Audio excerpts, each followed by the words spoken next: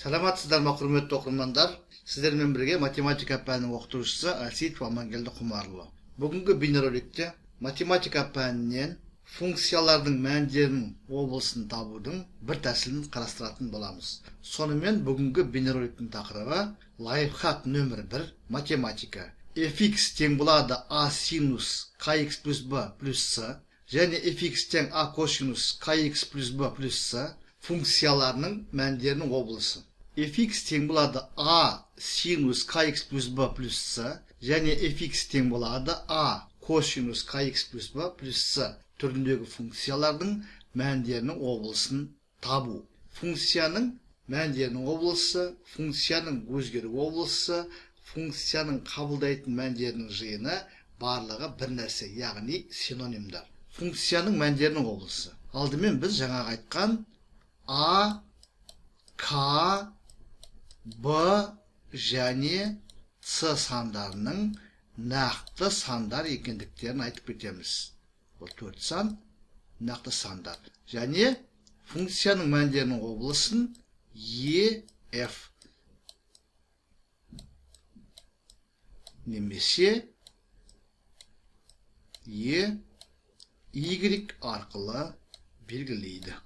Кесіндіде немесе берілген аралықта үзіліссіз функция өзінің ең үлкен және ең кіші мәндерін қабылдайтындығын және өзінің ең кіші, ең үлкен мәндерінің арасындағы кез келген мәндерін қабылдайтындықтарын ескере отырып, және синус x, косинус x функцияларының барлық нақты сандар жиынында үзіліссіз, ең кіші мәні минус 1-ге және ең кіші мәні плюс 1-ге тең екендіктерін ескереміз. Және тағы бір айтатын басты мәселе, осы екі түрдегі функция берілген болса, онда синус пен косинустың орындарына минус 1-ді қойып бір есептейміз, плюс 1-ді қойып бір есептейміз. Сонда шыққан екі мәннің біреуі функцияның ең үлкен мәні болады, біреуі ең кіші мәні болады. Ал мәндерінің облысы осы екі мәннің аралығында болады. Екі шеті қоса алынған. Яғни біз синустың орнына минус 1-ді қойып бір есептейміз, және плюс 1-ді қойып бір есептейміз. Сонда егер біз синустың орнына минус 1 қоятын болсақ, f тең болады минус a плюс c болады. Егер біз синустың орнына немесе косинустың орнына 1-ді қоятын болсақ, a плюс c болады. Біз осындай екі дайын формула аламыз. Біреуі функцияның ең үлкен мәні болады, біреуі ең кіші болады. Екеуі қоса алынған кішісінен үлкеніне дейінгі аралық функцияның мәндерінің облысы болады. Енді осы айтылғандарды нақты мысалдар арқылы қарастыратын боламыз. Бірінші мысал. fx тең болады 7 көбейтілген синус 3x плюс π бөлінген 4 плюс 5 функциясының мәндерінің облысын, ең үлкен мәнін және ең кіші мәнін табу керек болсын. Біз мұны айтып кеттік. Синустың орнына минус 1-ді қойып бір есептейміз, плюс 1-ді қойып бір есептейміз. Сонда бізде минус 1-ді қоятын болсақ, f тең болады 7 көбейтілген минус 1 қосылған 5. Яғни минус 2 шығады. Енді синустың орнына 1-ді қойып, тағы бір рет есептейміз. 7 көбейтілген 1 қосу 5 тең болады 12-ге. Сонда бізде f-тің ең кіші мәні, яғни f-тің минимумы минус 2-ге тең. f-тің ең үлкен мәні, яғни f-тің максимумы 12-ге тең. Ал берілген функцияның мәндерінің облысы ef деп айттық. Тең болады минус 2 мен 12 қоса алынған минус 2-ден 12-ге дейінгі аралық.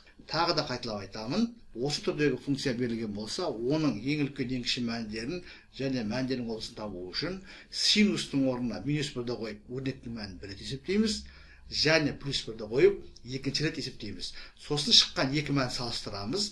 Кішісі функцияның ең кіші мәні болады, үлкені ең үлкен мәні болады. Ал функцияның мәндерінің облысы осы екеуі қоса алынған кішісінен үлкеніне дейінгі аралық кесінді болады. Екінші мысал, fx тең болады 6 көбейтілген синус 11x минус пи бөлінген 3 минус 2 функциясының ең үлкен және ең кіші мәндерін, сонымен қатар мәндерінің облысын табу керек. Жоғарыда айтқан ереже бойынша синустың орнына минус 1-ді қойып бір есептейміз. 6 көбейтілген минус 1 минус 2 тең болады минус 8-ге. Екінші f-тің мәнін табу үшін синустың орнына плюс 1-ді қоямыз. 6 көбейтілген 1 минус 2 тең болады 4-ге. Сонда f-тің ең кіші мәні, яғни f минимум тең болады минус 8-ге. F-тің ең үлкен мәні f максимум тең болады 4-ге. Ал функцияның мәндерінің облысы ef минус 8-бен 4 қоса алынған минус 8-ден 4-ке дейінгі аралық кесінді. Міне біз екінші мысал қарастырдық. Үшінші мысал, fx тең болады минус 4 көбейтілген синус x плюс пи бөлінген 12 плюс 9 функциясының ең кіші және ең үлкен мәндерін, сонымен қатар мәндерінің облысын табу керек. Тағы да айтамыз, синустың аргументіне назар аудармай қоюға болады. Біз синустың минус 1-ден плюс 1-ге дейінгі кез келген мәнді қабылдай алатындығын ескереміз деп жоғарыда айтып кеткен едік. Сондықтан біз алдымен f-тің мәнін табу үшін синустың орнына минус 1-ді қойып өрнектің мәнін табамыз. Минус 1 қосу 9. Сонда бізде 13 шығады. Екінші, біз синустың орнына 1-ді қойып өрнектің мәнін тағы бір рет есептейміз. Көбейтілген 1 қосу 9 тең болады 5-ге. Сонда бізде берілген функцияның ең кіші мәні, яғни f минимум тең болып тұр 5-ге. Ал ең үлкен мәні f максимум тең болып тұр 13-ге. Ал функцияның мәндерінің облысы ef 5 және 13 сандары қоса алынған 5-тен 13-ке дейінгі аралық. Тұйық аралық, яғни кесінді деген сөз. Міне біз үшінші мысалды қарадық, есепті толық шештік. Келесі төртінші мысал. fx тең болады 17 көбейтілген синус 23x минус пи бөлінген 15 плюс 11 функциясының ең үлкен ең кіші мәндерін және мәндерінің облысын табу керек. Жоғарыда ережеміз бойынша алдымен синустың орнына минус 1-ді қойып өрнектің мәнін есептейміз. 17 көбейтілген минус 1 қосу 11